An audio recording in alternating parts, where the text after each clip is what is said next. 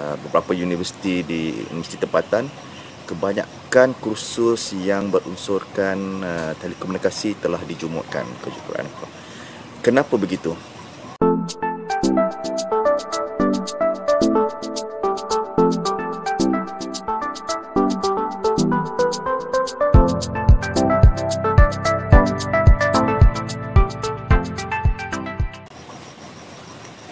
Assalamualaikum dan selamat pagi. Hari ini hari Ahad. Saya nak menceritakan sedikit mengenai COVID-19 dengan telekomunikasi. Ingat dahulu, tahun lepas, kita bercakap banyak dalam berita yang kita lihat dalam surat khabar mengatakan beberapa kursus telekomunikasi telah pun dijumutkan.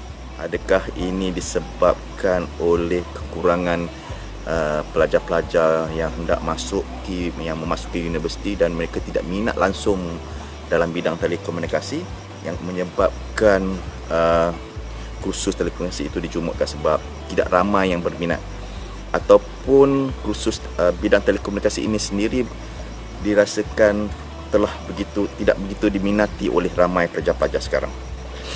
Tapi kalau kita lihat keadaan sekarang apa yang berlaku dalam kes semenjak bulan Januari, COVID-19 ataupun coronavirus ataupun Wuhan virus. Mengapa saya katakan bidang telekomunikasi ini menjadi satu bidang yang paling penting dalam kes pandemik seperti ini, virus. Dulu kalau kita lihat di hospital, banyak doktor boleh berinteraksi dengan pesakit-pesakit berdepan. Tapi sekarang disebabkan coronavirus ni agak susah, mereka begitu takut dan bimbang untuk berinteraksi dengan pesakit-pesakit. Begitu juga sesiapa yang berjumpa orang yang kemungkinan berasa mempunyai virus, mereka tidak dapat berhubung antara satu sama lain sebab mereka pun bimbang akan dijangkiti kuman ataupun virus tersebut. Jadi kalau kita lihat bidang telekomunikasi ini amat penting sebab kita boleh berhubung dari jarak jauh. Dan ia adalah satu fundamental teknologi yang akan digunakan oleh teknologi AR 4.0 yang lain. Seperti robotik sebagainya. Robotik perlu sebuah robot itu perlu boleh menggantikan jururawat atau menggantikan orang yang menghantar makanan kepada orang yang mempunyai virus COVID-19 ini. Mereka tidak mahu berdepan, mereka tidak mahu memegang pesakit itu. Jadi robot adalah salah satu alat yang boleh digunakan untuk berhubung rapat dengan pesakit. Kedua, kalau kita lihat drone pun mempunyai asas telekomunikasi. Jika kita hendak menghantar drone ataupun menggunakan drone untuk terbang ke sana kemari, mereka memerlukan telekomunikasi itu sendiri untuk berhubung dengan drone. Jadi drone seperti di China, mereka menggunakan drone untuk memberi amaran kepada orang-orang yang tidak memakai topeng. Dia kata, okey, kamu balik di rumah, jangan membiarkan diri kamu di expose dengan COVID-19, pergi balik rumah. Jadi mereka menggunakan drone untuk memberi amaran. Okey.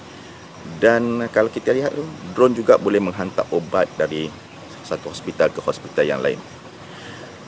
Kalau kita lihat video conferencing sekarang begitu diminati ataupun digunakan sebagai satu cara perhubungan yang paling efektif sebab mereka semua tidak mahu keluar di rumah. Jadi mereka memerlukan video conference.